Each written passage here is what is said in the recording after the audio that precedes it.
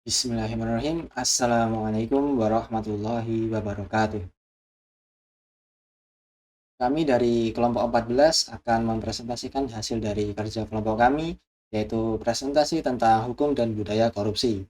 Presentasi ini disusun oleh Ian Wahyu Ananto dengan NIM 19113233, kemudian saya sendiri Ihdi Ulhaq dengan NIM 19113239, dan yang terakhir Abdurrahman Afwan dengan NIM 19113241.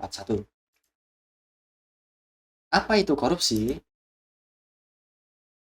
Menurut Wikipedia, korupsi berasal dari bahasa Latin, yaitu corruptio, dari kata kerja corrumpere, yang bermakna busuk, rusak, menggoyahkan, atau menyogok. Secara definisi, korupsi adalah tindakan pejabat publik, baik politisi maupun pegawai negeri, serta pihak lain yang terlibat dalam tindakan itu, yang secara tidak wajar dan tidak legal menyalahgunakan kepercayaan publik yang dikuasakan kepada mereka untuk mendapatkan keuntungan sepihak. Sejarah korupsi di negara kita ternyata sudah dimulai dari zaman kerajaan dan kesultanan. Hal yang membuatnya kurang terekspos adalah karena memang para sejarawan lebih memfokuskan kajian-kajian sejarah mereka ke arah politik dan sosial saja, dan bukan ke permasalahan ekonomi yang terjadi pada saat itu. Padahal zaman tersebut adalah awal dari korupsi. Bisa kita lihat dengan apa yang terjadi di kerajaan Singosari. Terjadinya perebutan kekuasaan yang dilatar belakangi kekuasaan dan ekonomi. Di Banten bahkan terjadi pertikaian antara Sultan Haji yang merebut kekuasaan atau tahta dari ayahnya sendiri, Sultan Ageng Tirtayasa. Banyak lagi perlawanan rakyat yang terjadi, di mana telah merubah sistem pemerintahan di negeri ini. Isu-isu mengenai korupsi ini yang kebanyakan menjatuhkan rezim pemerintahan yang berkuasa saat itu. Seiring perkembangan zaman, dari masa Orde Lama dan Orde Baru, tindakan korupsi belum juga bisa diberantas. Banyak produk-produk pemberantas korupsi lahir. Di masa Orde Lama, ada yang namanya Panitia Retooling Aparatur Negara atau PARAN. Badan ini dipimpin oleh A.H. Nasution.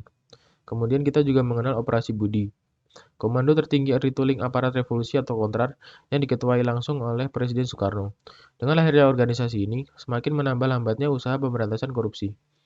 Pada zaman Orde Baru, Presiden Soeharto tidak mau kalah dan melahirkan produk yang namanya Tim Pemberantasan Korupsi, yang biasa disingkat TPK yang diketuai oleh Jaksa Agung. Pada periode yang sama, Presiden Soeharto juga membentuk Tim 4, yang tugasnya membersihkan Bulog, Depak, Pertamina, Telkom, dan lain-lain. Pada masa yang sama juga didirikan Operasi Tertib atau OPSTIP, yang juga sebagai pemberantas korupsi di Indonesia. Tetapi dua lembaga ini juga sering berselisih.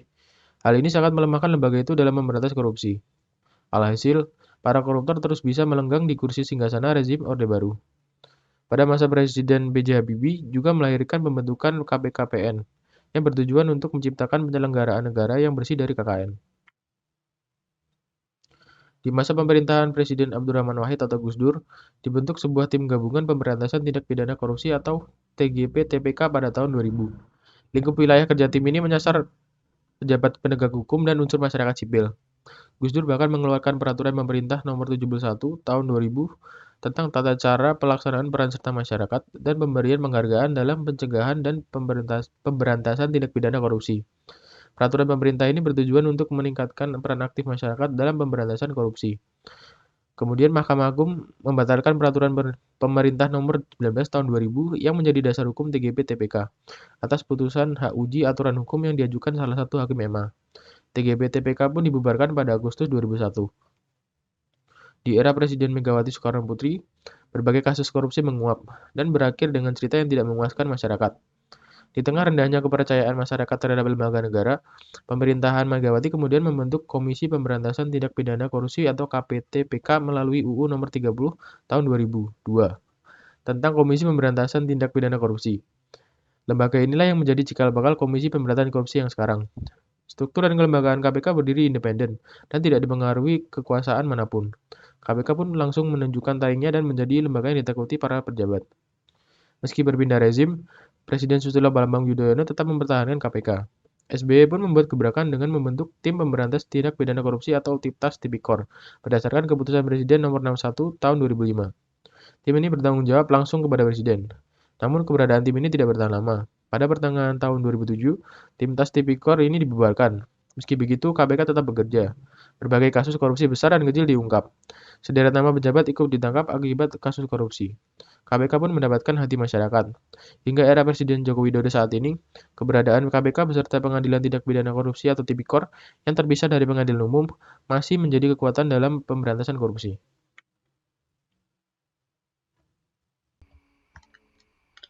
Beberapa contoh kasus korupsi di Indonesia. Yang pertama, kasus Bank Senturi. Kasus ini sangat ramai pada tahun 2014 silam. Kasus ini merupakan korupsi dari pemberian fasilitas pendanaan jangka pendek dan penerapan Bank Senturi sebagai bank gagal berdampak sistematik. Pada kasus ini, negara dirugikan sebesar 7,4 triliun yang merupakan sangat besar, dan salah satu yang terbukti bersalah adalah mantan Deputi Gubernur Bank Indonesia Budi Mulya. Nah, Budi Mulya ini telah divonis 15 tahun penjara dengan berbagai pasal berlapis. Kasus selanjutnya yaitu kasus PT Jiwasraya. Nah, pada kasus ini negara dirugikan sebesar 16,8 triliun. Jadi PT ini adalah produk asuransi jiwa berbalut investasi yang merupakan kerjasama dengan sejumlah bank sebagai agen penjual.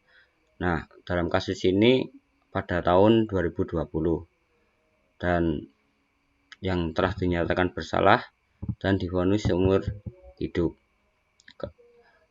Pada kasus ini ada 6 dan lainnya. Yang pertama adalah Hari Prasetyo, Direktur Keuangan Jiwasraya; Hendrisman Rahim, mantan Direktur Utama Jiwasraya; Syah Mirwan, mantan Kepala Divisi Investasi dan Keuangan Jiwasraya. Dan beberapa nama dari pelaku dari kasus PT Jiwasraya. Dan banyak sekali, ada 13 tersangka yang terjerat beberapa pasal berlapis pada kasus PT Jiwasraya. Dan selanjutnya adalah kasus korupsi dana bansos pada tahun 2020. KPK menetapkan mantan Menteri Sosial Juliari Batubara sebagai tersangka kasus dugaan suap bantuan sosial penanganan pandemi COVID-19 untuk wilayah Jabodetabek. Penetapan tersangka Juliari saat itu tidak lanjut atas operasi tangkap tangan yang dilakukan oleh KPK pada Jumat 5 Desember 2020. Usai ditetapkan sebagai tersangka, pada malam hari ini si Juliari menyerahkan diri kepada KPK. Selain Juliari, KPK juga menetapkan Matius Joko Santoso, Adi Wahyono, Ardian IM, dan Hari Sidabuke sebagai tersangka selaku pemberi suap. Nah, atas perbuatan ini Juliari mendapat pasal berlapis berupa pasal 12 huruf A atau pasal 12 huruf B atau pasal 11 Undang-Undang UU Nomor 31 Tahun 1999 tentang pemberantasan tindak pidana korupsi sebagaimana telah diubah dengan UU Nomor 20 Tahun 2001 tentang perubahan atas UU Nomor 31 Tahun 1999 tentang pemberantasan tindak pidana korupsi JO pasal 55 ayat 1 ke 1 KUHP. Demikian beberapa kasus korupsi dana kasus korupsi dari saya. Terima kasih. Baik, mungkin cukup sekian yang bisa kami sampaikan. Kurang lebihnya mohon maaf. Wassalamualaikum warahmatullahi wabarakatuh.